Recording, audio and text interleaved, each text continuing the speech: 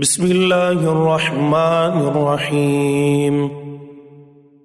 अल्हम्दुलिल्लाहिल्लज़ी ख़लक़स्समावाति वल अर्ज़ वजअलज़्ज़ुलुमाति वन्नूर सुम्मल्लज़ीना कफ़रू बिरब्बिहिम यअदिलून हुवल्लज़ी ख़लक़कुम मिन तीनिन सुम्मा क़ज़ा अजला वअजलुम मुसम्मन इंदहु सुम्मा अंतुम तमतरून वहुवल्लाहु फिस्समावाति वफिल अर्ज़ि यअलमु सिर्रकुम वजहरकुम वयअलमु मा तक्सिबून वमा तअतीहिम मिन आयतिन मिन आयाति रब्बिहिम इल्ला कानू अन्हा मुअरिज़ीन फ़क़द कज़्ज़बू बिलहक़्क़ि लम्मा जाअहुम फ़सौफ़ यअतीहिम अंबाउ मा कानू बिही यस्तहज़िऊन अलम यरौ कम अहलकना मिन क़ब्लिहिम मिन क़र्निन मक्कन्नाहुम फ़िल अर्ज़ि मा लम नुमक्किन लकुम व अर्सलना अस्समाअ अलैहिम मिदरारा वजअलना अल-अन्हार तजरी मिन तहतिहिम फ़अहलकनाहुम बिज़ुनूबिहिम वअंशअना मिन बअदिहिम क़र्नन आख़रीन वलौ नज़्ज़लना अलैका किताबन फ़ी क़िरतासिन फ़लमसूहु बिअयदीहिम लक़ाल الذين كفروا إن هذا إلا سحر مبين وقالوا لولا أنزل عليه ملك ولو أنزلنا ملكا لقضي الأمر ثم لا ينظرون ولو جعلناه ملكا لجعلناه رجلا وللبسنا عليهم ما يلبسون ولقد استهزئ برسل من قبلك فحاق بالذين سخروا منهم ما كانوا به يستهزئون قل سيروا في الأرض ثم انظروا كيف كان عاقبة المكذبين قل لمن ما في السماوات والأرض قل لله كتب على نفسه الرحمة ليجمعنكم إلى يوم القيامة لا ريب فيه الذين خسروا أنفسهم فهم لا يؤمنون وله ما سكن في الليل والنهار وهو السميع العليم قل أغير الله أتخذ وليا فاطر السماوات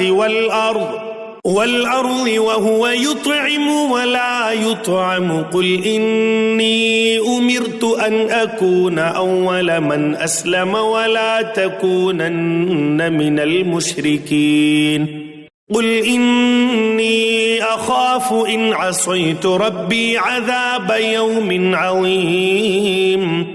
من يصرف عنه يومئذ فقد رحمه وذلك الفوز المبين وإن يمسسك الله بضر فلا كاشف له إلا هو وإن يمسسك بخير فهو على كل شيء قدير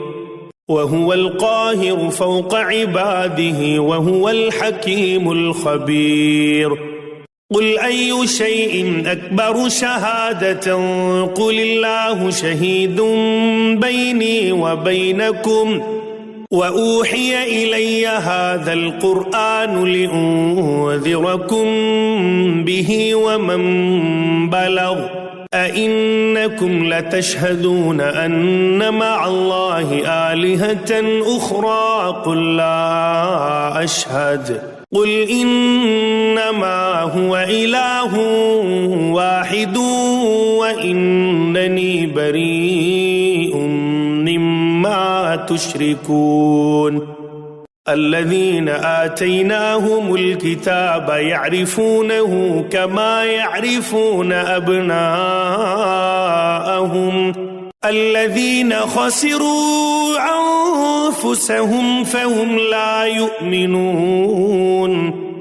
ومن أظلم ممن افترى على الله كذبا أو كذب بآياته إنه لا يفلح الظالمون ويوم نحشرهم جميعا ثم نقول للذين أشركوا أين شركاؤكم الذين كنتم تزعمون ثم لم تكن فتنتهم إلا أن قالوا والله ربنا ما كنا مشركين انظر كيف كذبوا على أنفسهم وضل عنهم ما كانوا يفترون ومنهم من يستمع إليك وجعلنا على قلوبهم أكنة أن يفقهوه وفي آذانهم وقرا وإن يروا كل آية لا يؤمنوا بها حتى إذا جاءوك يجادلونك يقول الذين كفروا إن هذا إلا أساطير الأولين وهم ينهون عنه وينأون عنه وإن يهلكون إلا أنفسهم وما يشعرون ولو ترى إذ وقفوا على النار فقالوا يا ليتنا نرد ولا نكذب بآيات ربنا ونكون من المؤمنين بل بدا لهم ما كانوا يخفون من قبل ولو ردوا لعادوا لما نهوا عنه وإنهم لكاذبون وقالوا إن هي إلا حياتنا الدنيا وما نحن بمبعوثين ولو ترى إذ وقفوا على ربهم قال أليس هذا بالحق قالوا بلى وربنا قال فذوقوا العذاب بما كنتم تكفرون قد خسر الذين كذبوا بلقاء الله حتى إذا جاءتهم الساعة بغتة قالوا يا حسرتنا على ما فرطنا فيها وهم يحملون أوزارهم على ظهورهم ألا ساء ما يزرون وما الحياة الدنيا إلا لعب ولهو وللدار الآخرة خير للذين يتقون أفلا تعقلون قد نعلم إنه ليحزنك الذي يقولون فإنهم لا يكذبونك ولكن الظالمين بآيات الله يجحدون ولقد كذبت رسل من قبلك فصبروا على ما كذبوا وأوذوا حتى أتاهم نصرنا ولا مبدل لكلمات الله ولقد جاءك من نبأ المرسلين وإن كان كبر عليك إعراضهم فإن استطعت أن تبتغي نفقا في الأرض أو سلما في السماء فتأتيهم بآية ولو شاء الله لجمعهم على الهدى فلا تكونن من الجاهلين إنما يستجيب الذين يسمعون والموتى يبعثهم الله ثم إليه يرجعون وقالوا لولا نزل عليه آية من ربه قل إن الله قادر على أن ينزل آية ولكن أكثرهم لا يعلمون وما من دابة في الأرض ولا طائر يطير بجناحيه إلا أمم أمثالكم ما فرطنا في الكتاب من شيء ثم إلى ربهم يحشرون والذين كذبوا بآياتنا صم وبكم في الظلمات من يشاء الله يضلل ومن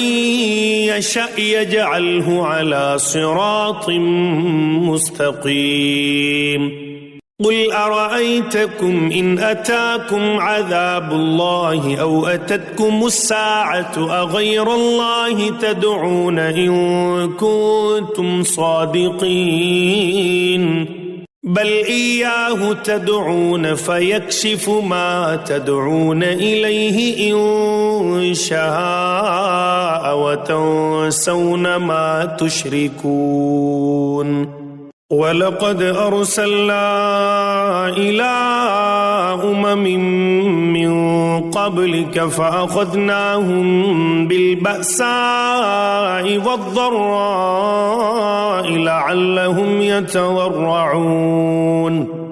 فلولا إذ جاءهم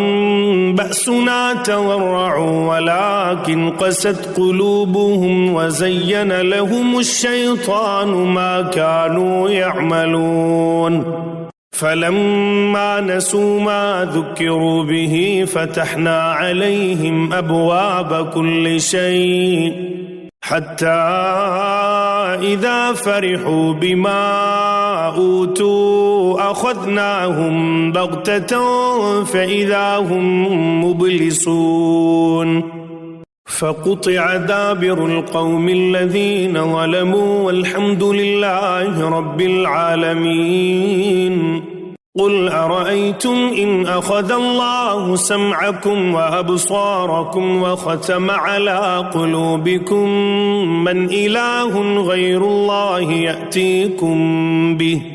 انظر كيف نصرف الآيات ثم هم يصطفون قل أرأيتكم إن أتاكم عذاب الله بغتة أو جهرة هل يهلك إلا القوم الظالمون وما نرسل المرسلين إلا مبشرين ومنذرين فمن آمن وأصلح فلا خوف عليهم ولا هم يحزنون والذين كذبوا بآياتنا يمسهم العذاب بما كانوا يفسقون قل لا أقول لكم عندي خزائن الله ولا أعلم الغيب ولا أقول لكم إني ملك إن أتبع إلا ما يوحى إلي قل هل يستوي الأعمى والبصير أفلا تتفكرون وأنذر به الذين يخافون أن يحشروا إلى ربهم ليس لهم من دونه ولي ولا شفيع لعلهم يتقون ولا تطرد الذين يدعون ربهم بالغداة والعشي يريدون وجهه ما عليك من حسابهم من شيء وما من حسابك عليهم من شيء فتطردهم فتكون من الظالمين وكذلك فتنا بعضهم ببعض ليقولوا أهؤلاء من الله عليهم من بيننا أليس الله بأعلم بالشاكرين وإذا جاءك الذين يؤمنون بآياتنا فقل سلام عليكم كتب ربكم على نفسه الرحمة أنه من عمل منكم سوءا بجهالة ثم تاب من بعده وأصلح فأنه غفور رحيم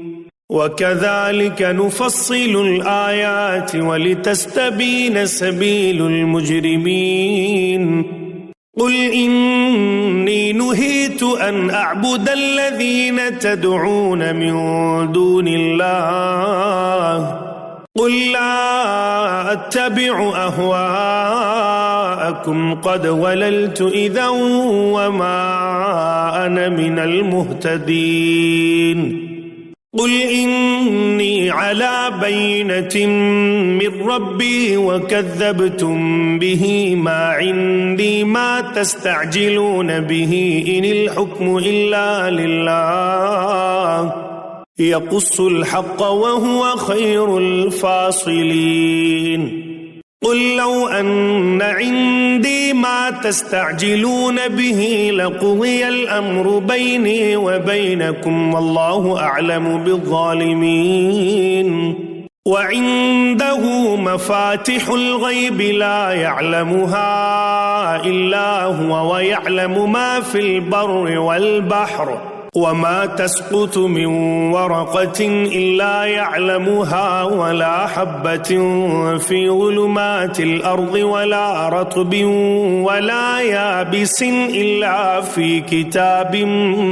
مبين وهو الذي يتوفاكم بالليل ويعلم ما جرحتم بالنهار ثم يبعثكم فيه ليقضى أجل مسمى ثم إليه مرجعكم ثم ينبئكم بما كنتم تعملون وهو القاهر فوق عباده ويرسل عليكم حفظة حتى إذا جاء أحدكم الموت توفته رسلنا وهم لا يفرطون ثم ردوا إلى الله مولاهم الحق ألا له الحكم وهو أسرع الحاسبين قل من ينجيكم من ظلمات البر والبحر تدعونه تضرعا وخفية لئن أنجانا من هذه لنكونن من الشاكرين قل الله ينجيكم منها ومن كل كرب ثم أنتم تشركون قل هو القادر على أن يبعث عليكم عذابا من فوقكم أو من تحت أرجلكم أو يلبسكم شيعا ويذيق بعضكم بأس بعض انظر كيف نصرف الآيات لعلهم يفقهون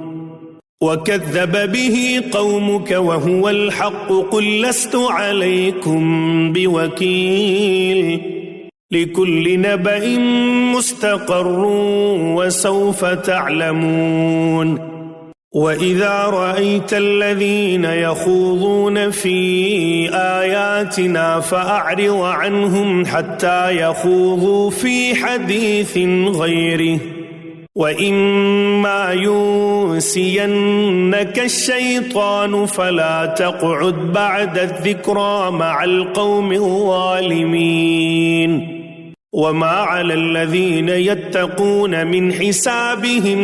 من شيء ولكن ذكرى لعلهم يتقون وذر الذين اتخذوا دينهم لعبا ولهوا وغرتهم الحياة الدنيا وذكر به أن تبسل نفس بما كسبت ليس لها من دون الله ولي ولا شفيع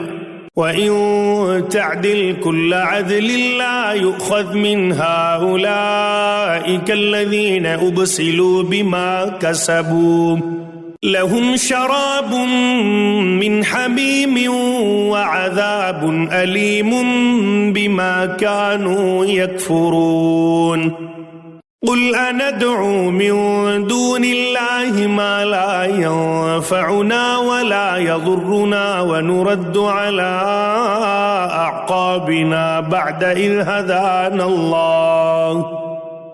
إذ هدانا الله كالذي استهوته الشياطين في الأرض حيران له أصحاب يدعونه إلى الهدى ائتنا قل إن هدى الله هو الهدى وأمرنا لنسلم لرب العالمين وأن أقيموا الصلاة واتقوه وهو الذي إليه تحشرون وهو الذي خلق السماوات والأرض بالحق ويوم يقول كن فيكون قوله الحق وله الملك يوم ينفخ في الصور عالم الغيب والشهادة وهو الحكيم الخبير وإذ قال إبراهيم لأبيه آزر أتتخذ أصناما آلهة إني أراك وقومك في ضلال مبين وكذلك نري إبراهيم ملكوت السماوات والأرض وليكون من الموقنين فلما جن عليه الليل رأى كوكبا قال هذا ربي فلما أفل قال لا أحب الآفلين فلما رأى القمر بازغا قال هذا ربي فلما أفل قال لئن لم يهدني ربي لأكونن من القوم الضالين فلما رأى الشمس بازغة قال هذا ربي هذا أكبر فلما أفلت قال يا قوم إني بريء مما تشركون إني وجهت وجهي للذي فطر السماوات والأرض حنيفا وما أنا من المشركين وحاجه قومه قال أتحاجوني في الله وقد هدان ولا أخاف ما تشركون به إلا أن يشاء ربي شيئا وسع ربي كل شيء علما أفلا تتذكرون وكيف أخاف ما أشركتم ولا تخافون أنكم أشركتم بالله ما لم ينزل به عليكم سلطانا فأي الفريقين أحق بالأمن إن كنتم تعلمون الذين آمنوا ولم يلبسوا إيمانهم بظلم أولئك لهم الأمن وهم مهتدون وتلك حجتنا آتيناها إبراهيم على قومه نرفع درجات من نشاء إن ربك حكيم عليم. ووهبنا له إسحاق ويعقوب كلا هدينا ونوحا هدينا من قبل ومن ذريته داود وسليمان وأيوب ويوسف وموسى وهارون وكذلك نجزي المحسنين. وزكريا ويحيى وعيسى وإلياس كل من الصالحين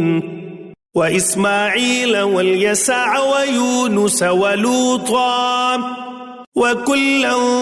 فضلنا على العالمين. ومن آبائهم وذرياتهم وإخوانهم واجتبيناهم وهديناهم إلى صراط مستقيم. ذلك هدى الله يهدي به من يشاء من عباده ولو أشركوا لحبط عنهم ما كانوا يعملون. أولئك الذين آتيناهم الكتاب والحكم والنبوة فإن يكفر بها هؤلاء فقد وكلنا بها قوما ليسوا بها بكافرين. أولئك الذين هدى الله فبهداه مقتده.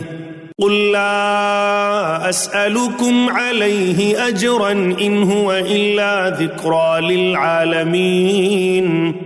وما قدروا الله حق قدره إذ قالوا ما أنزل الله على بشر من شيء. قل من أنزل الكتاب الذي جاء به موسى نورا وهدى للناس تجعلونه قراطيس تبدونها وتخفون كثيرا وعلمتم ما لم تعلموا أنتم ولا آباؤكم قل الله ثم ذرهم في خوضهم يلعبون. وهذا كتاب أنزلناه مبارك مصدق الذي بين يديه ولتنذر أم القرى ومن حولها والذين يؤمنون بالآخرة يؤمنون به وهم على صلاتهم يحافظون. ومن أظلم ممن افترى على الله كذبا أو قال أوحي إلي ولم يوح إليه شيء ومن قال سأنزل مثل ما أنزل الله. ولو ترى إذ الظالمون في غمرات الموت والملائكة باسطوا أيديهم أخرجوا أنفسكم اليوم تجزون عذاب الهون بما كنتم تقولون على الله غير الحق وكنتم عن آياته تستكبرون. ولقد جئتمونا فرادا كما خلقناكم أول مرة وتركتم ما خولناكم وراء ظهوركم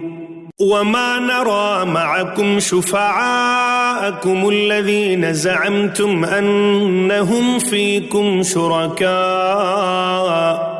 لقد تقطع بينكم وضل عنكم ما كنتم تزعمون.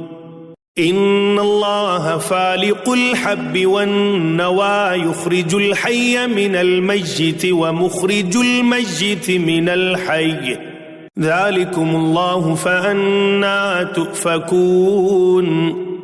فالق الإصباح وجعل الليل سكنا والشمس والقمر حسبانا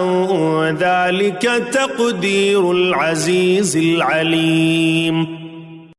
وهو الذي جعل لكم النجوم لتهتدوا بها في ظلمات البر والبحر قد فصلنا الآيات لقوم يعلمون وهو الذي أنشأكم من نفس واحدة فمستقر ومستودع قد فصلنا الآيات لقوم يفقهون وهو الذي أنزل من السماء ماء فأخرجنا به نبات كل شيء فأخرجنا منه خضرا نخرج منه حبا متراكبا ومن النخل من طلعها قنوان دانية وجنات من أعناب والزيتون والرمان مشتبها وغير متشابه انظروا إلى ثمره إذا أثمر وينعه إن في ذلكم لآيات لقوم يؤمنون وجعلوا لله شركاء الجن وخلقهم وخرقوا له بنين وبنات بغير علم سبحانه وتعالى عما يصفون بديع السماوات والأرض أنى يكون له ولد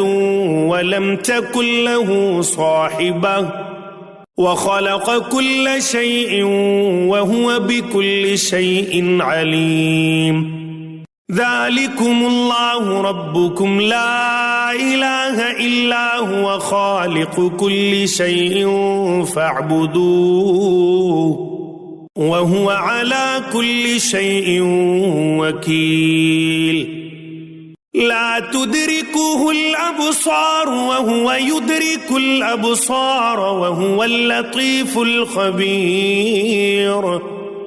قد جاءكم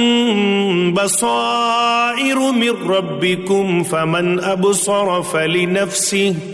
ومن عمي فعليها وما أنا عليكم بحفيظ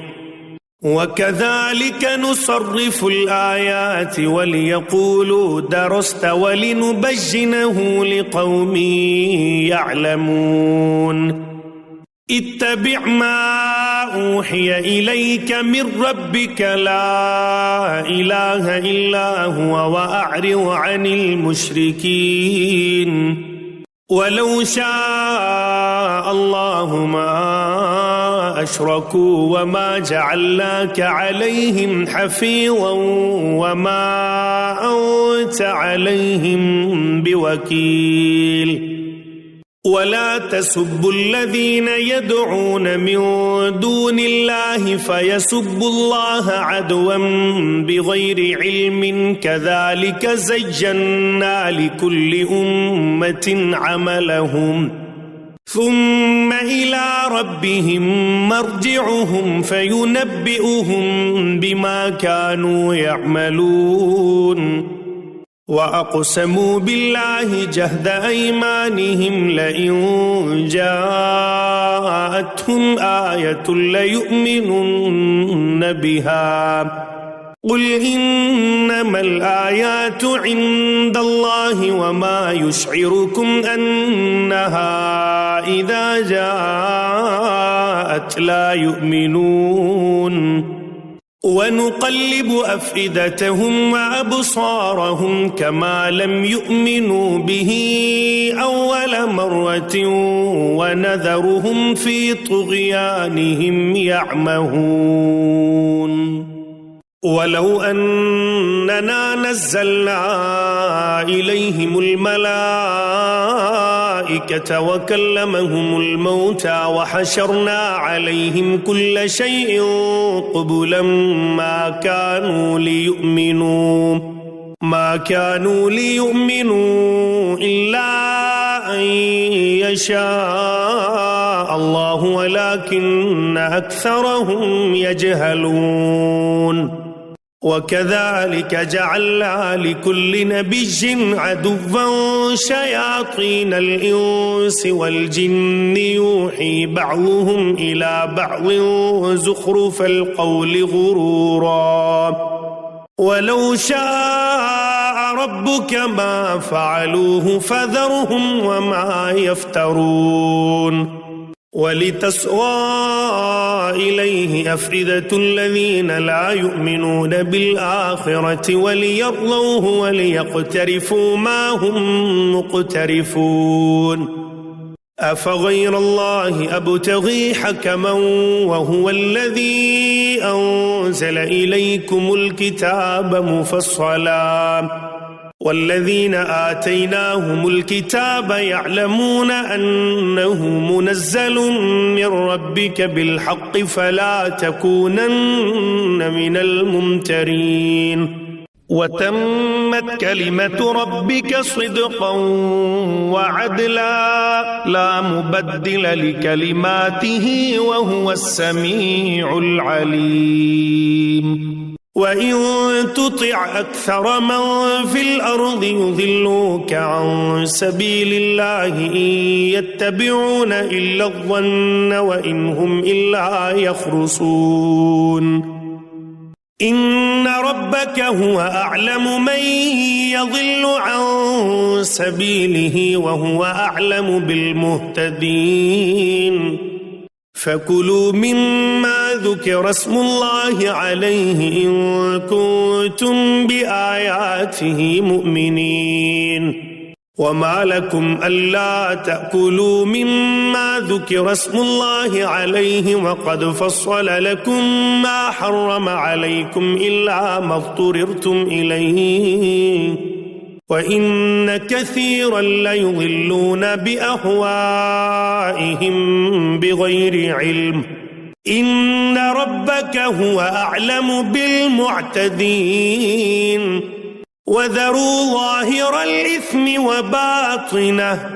إن الذين يكسبون الإثم سيجزون بما كانوا يقترفون ولا تأكلوا مما لم يذكر اسم الله عليه وإنه لفسق وإن الشياطين ليوحون إلى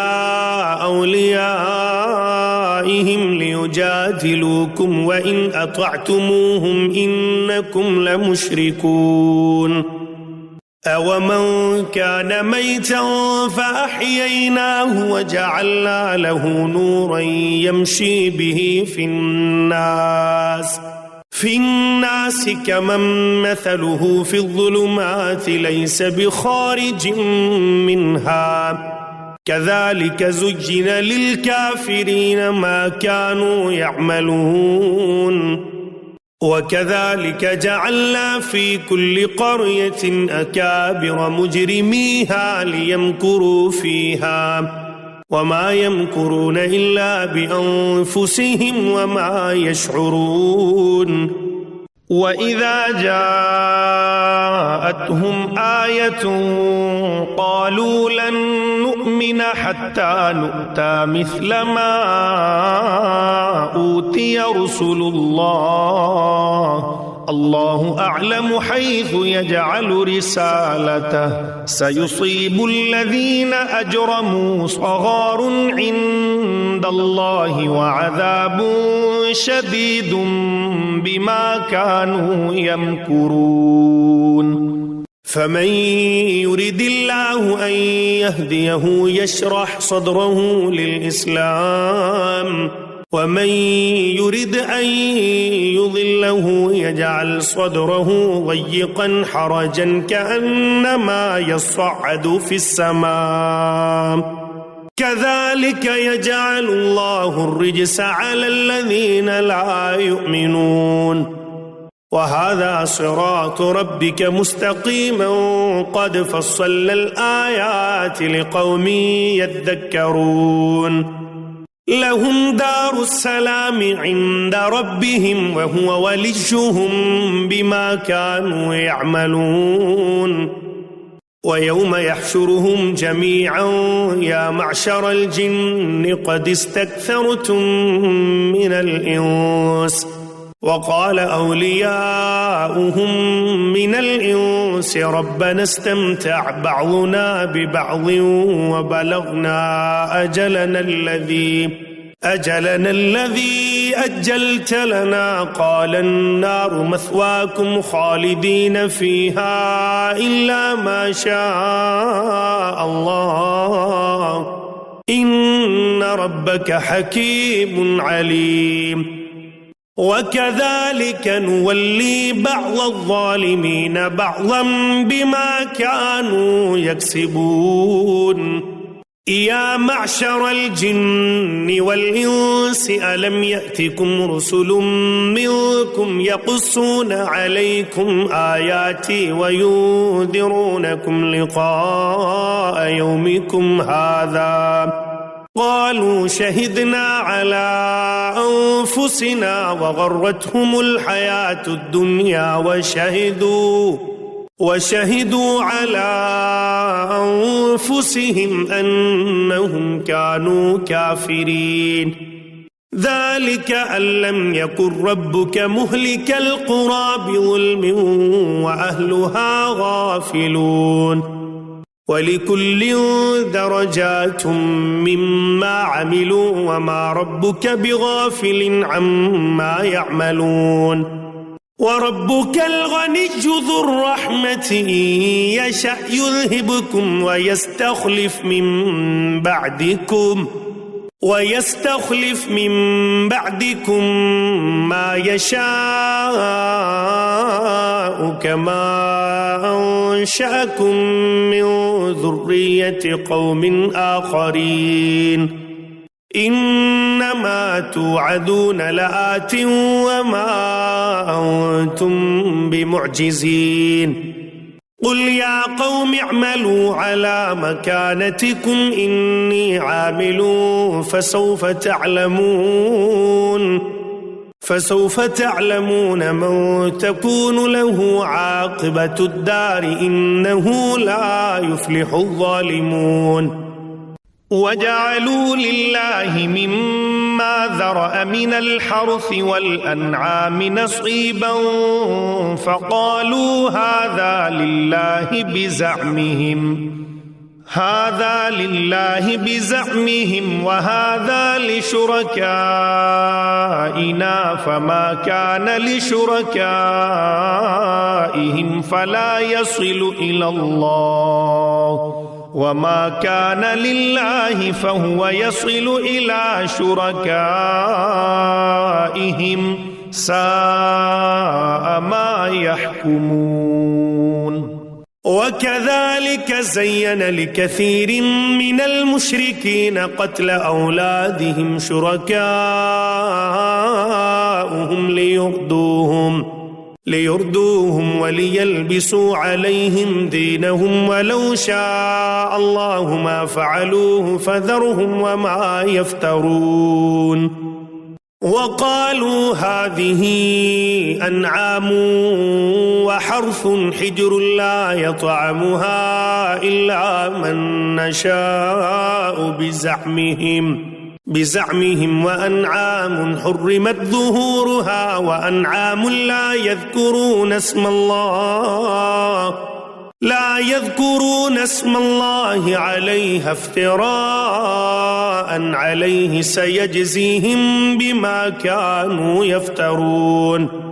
وقالوا ما في بطون هذه الأنعام خالصة لذكورنا ومحرم على أزواجنا وإن يكن ميتة فهم فيه شركاء سيجزيهم وصفهم إنه حكيم عليم. قد خسر الذين قتلوا أولادهم سفها بغير علم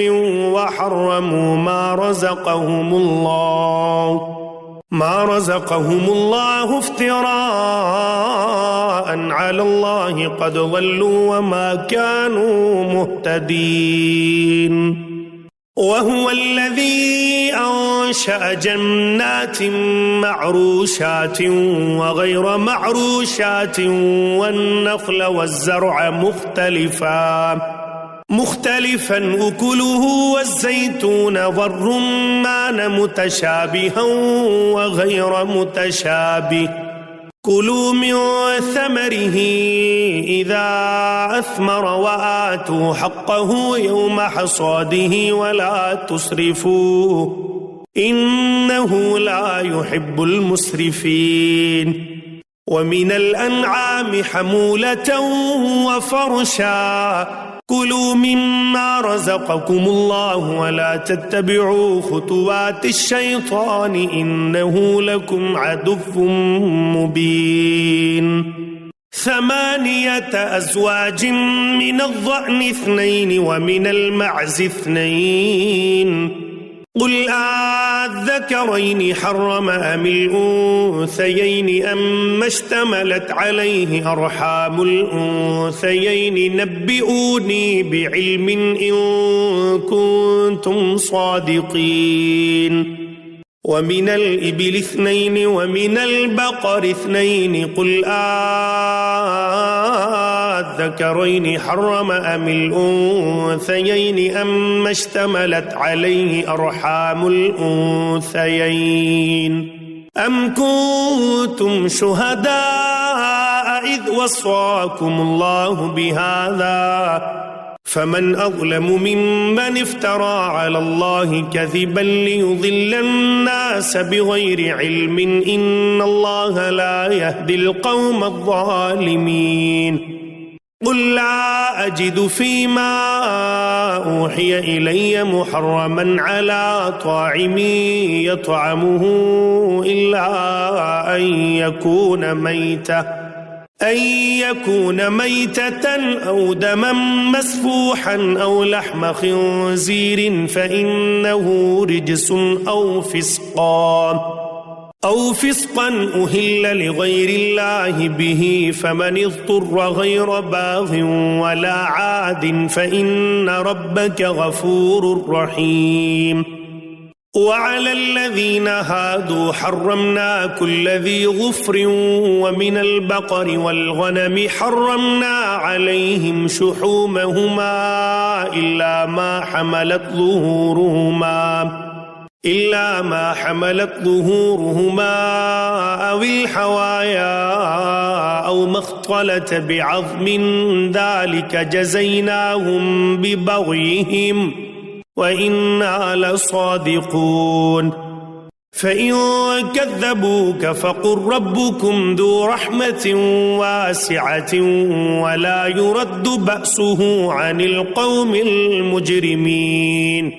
سيقول الذين أشركوا لو شاء الله ما أشركنا ولا آباؤنا ولا حرمنا من شيء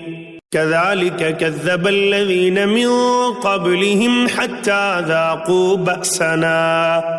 قل هل عندكم من علم فتخرجوه لنا إن تتبعون إلا الظن وإن أنتم إلا تخرصون. قل فلله الحجة البالغة فلو شاء لهداكم أجمعين. قل هلم شهداءكم الذين يشهدون أن الله حرم هذا فإن شهدوا فلا تشهد معهم ولا تتبع أهواء الذين كذبوا بآياتنا والذين لا يؤمنون بالآخرة وهم بربهم يعدلون قل تعالوا أتل ما حرم ربكم عليكم ألا تشركوا به شيئا وبالوالدين إحسانا ولا تقتلوا أولادكم من إملاق نحن نرزقكم وإياهم ولا تقربوا الفواحش ما ظهر منها وما بطن ولا تقتلوا النفس التي حرم الله إلا بالحق ذلكم وصاكم به لعلكم تعقلون ولا تقربوا مال اليتيم إلا بالتي هي أحسن حتى يبلغ أشده وأوفوا الكيل والميزان بالقسط لا نكلف نفسا إلا وسعها وإذا قلتم فاعدلوا ولو كان ذا قربى وبعهد الله أوفوا ذلكم وصاكم به لعلكم تذكرون وأن هذا صراطي مستقيما فاتبعوه ولا تتبعوا السبل فتفرق بكم عن سبيله ذلكم وصاكم به لعلكم تتقون ثم آتينا موسى الكتاب تماما على الذي أحسن وتفصيلا لكل شيء وهدى ورحمة لعلهم بلقاء ربهم يؤمنون وهذا كتاب أنزلناه مبارك فاتبعوه واتقوا لعلكم ترحمون أن تقولوا إنما أنزل الكتاب على طائفتين من قبلنا وإن كنا عن دراستهم لغافلين أو تقولوا لو أنا أنزل علينا الكتاب لكنا أهدى منهم فقد جاءكم بينة من ربكم وهدى ورحمة فمن أظلم ممن كذب بآيات الله وصدف عنها سنجزي الذين يصدفون عن آياتنا سوء العذاب بما كانوا يصدفون هل ينظرون إلا أن تأتيهم الملائكة أو يأتي ربك أو يأتي بعض آيات ربك يوم يأتي بعض آيات ربك لا ينفع نفسا إيمانها لم تكن آمنت من قبل أو كسبت في إيمانها خيرا قل انتظروا إنا منتظرون إن الذين فرقوا دينهم وكانوا شيعا لست منهم في شيء إنما أمرهم إلى الله ثم ينبئهم بما كانوا يفعلون من جاء بالحسنة فله 10 أمثالها ومن جاء بالسيئة فلا يجزى إلا مثلها وهم لا يظلمون قل إنني هداني ربي إلى صراط مستقيم دينا قيما ملة إبراهيم حنيفا وما كان من المشركين قل إن صلاتي ونسكي ومحياي ومماتي لله رب العالمين لا شريك له وبذلك أمرت وأنا أول المسلمين قل أغير الله أبغي ربا وهو رب كل شيء ولا تكسب كل نفس إلا عليها ولا تزر وازرة وزر أخرى ثم إلى ربكم مرجعكم فينبئكم بما كنتم فيه تختلفون وهو الذي جعلكم خلائف الأرض ورفع بعضكم فوق بعض درجات ليبلوكم فيما آتاكم إن ربك سريع العقاب وإنه لغفور رحيم